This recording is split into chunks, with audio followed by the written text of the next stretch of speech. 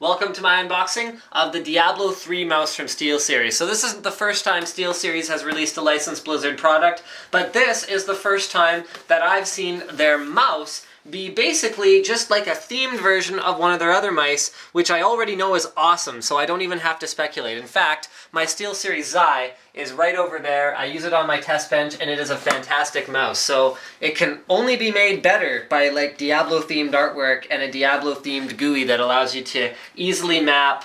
okay, here, look, I'll let them word it the way they want to. Quick and effortlessly remap the mouse buttons with drag and drop predefined game actions and functions and skills, as well as illumination settings, all of which are easily configured in the thing that looks like this. So we're going to load up the driver and show you guys on the computer behind me in a minute, but let's talk about what else SteelSeries has to say about this mouse first.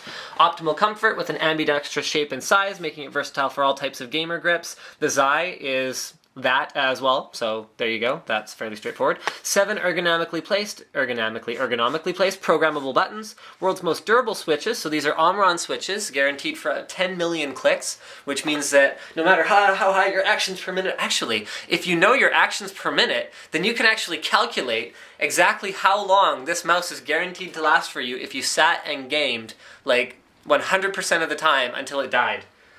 Well, you'd probably die first, but there you go. There you go, the mouse that lives longer than you. Programmable Diablo 3 themed illumination options, so that's the scroll wheel, the CPI indicator, as well as the logo at the back, and durable double-braided nylon cord with gold-plated USB connector. Now, this brings me back to a video I did recently, which is totally unrelated to this, where I compared the performance of an SSD drive with various SATA cables, including SATA 2 cables and SATA 3 cables, and there was a lot of debate after that video where I basically determined that it didn't affect the performance about why the performance wasn't affected or what kind of cables they were or whatnot, and there were a lot of comments about how it would have been better if it was gold-plated or silver-plated, and a lot of debate about what's the best conductor. So I'm going to settle this once and for all. Silver is the best electrical conductor. Better than copper, but it's expensive. Silver also has the enormous disadvantage of easily tarnishing. That is, it easily oxidizes when it's exposed to air. So that means that there is a less conductive layer that forms almost immediately with silver. Okay, so that's why we use copper, because it's cheap and it doesn't tarnish. Now, why do we use gold to plate the end of a connector if it's not as good of a conductor as either silver or copper? Why do you think that is? The reason is that gold is malleable. Gold is soft. So what that means is that every time you insert it, the gold is able to actually make a very small, very small, but it'll give way a little bit to the metal from the other end of the connector, making you able to have a perfect connection every time. That is why we gold plate connectors. Also, it never tarnishes and never oxidizes. That is why we use gold, not because it is the best conductor. So that is why SteelSeries has gold plating on the connectors inside there, and then this is unnecessary, but it looks like they've also gold plated the outer housing. Those are the important parts though. Those got to be gold plated. So here's the double braided nylon cord, which actually feels like thicker than most of the braided cords that I've encountered in the past. Also has a little red stripe, which is, kind of neat. Haven't seen that before either. Alright, so here, it only makes sense that since I recently unboxed some Diablo 3 mouse pads here, let's go with the plain Jane Diablo 3 one. So here, we'll showcase it there. So let's go over the overall mouse here. So what makes this mouse truly ambidextrous, because lots of mice have ambidextrous shapes, is the fact that all of the buttons are equally accessible regardless of whether you use it with a right hand or a left hand. Because check this out, you've got your front and back buttons here. Remember, these are all fully programmable. So if you're left-handed, you can make this back in your browser and this forward in your browser.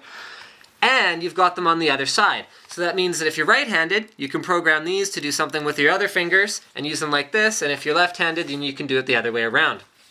You've also got your CPI change button, although you can change the, your CPI change button, as well as your CPI indicator LED. So remember, SteelSeries uses CPI because, according to their literature, it is a more accurate representation of the actual sensitivity of the mouse. That is, the counts per inch, they believe, is more accurate than dots per inch. So they always use CPI to rate their mice.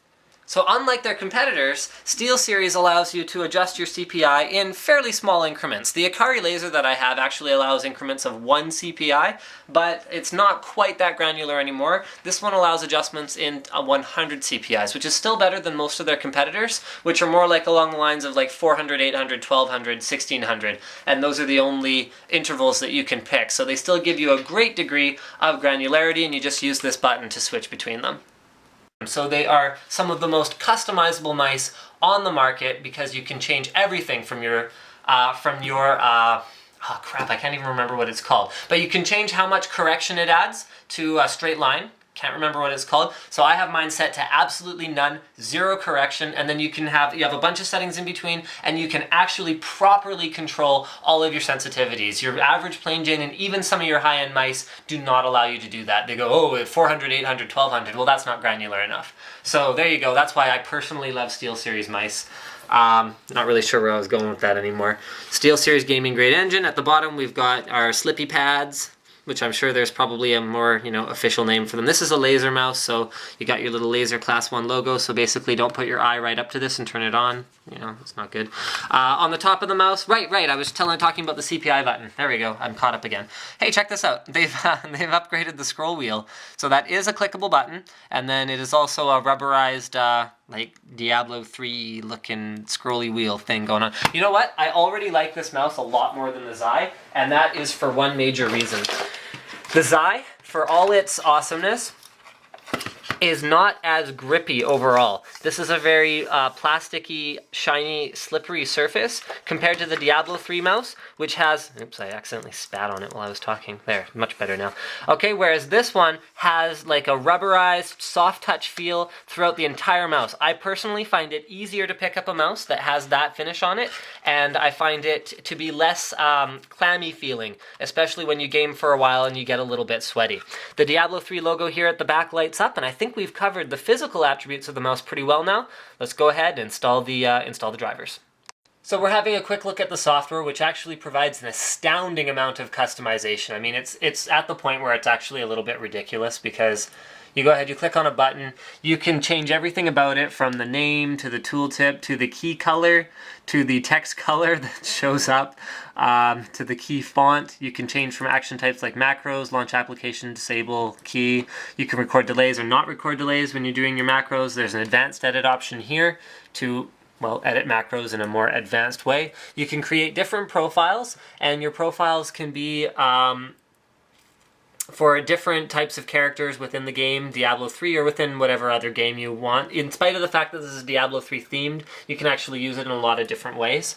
So there's single keys here, comes with a bunch of pre-configured stuff, and then there's custom ones here that you can create using the new action button down here. Alright, what else we got in here? So moving over to the settings tab, we see we can adjust the CPI, so the counts per inch. So that's either with the LED off or the LED on. We have 2 easy switch profiles that we can switch between. We can also adjust the polling rate and the lighting on the mouse. So I haven't actually shown the lighting on the mouse yet, but check it out. The Diablo 3 logo, the CPI indicator, as well as the mouse wheel are all illuminated. So it can pulsate fast or slow, and it can be bright or less bright. Okay, what else we got here? Moving over to properties, so we can set different profiles to launch when different trigger games are launched. And check this out, this is statistics. So this is like an odometer for your mouse.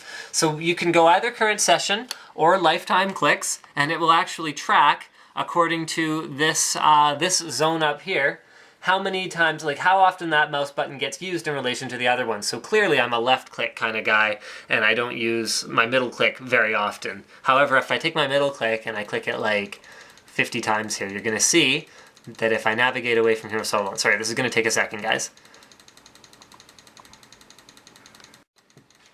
Still clicking, okay, done clicking. Now I'm just gonna like navigate away and come back.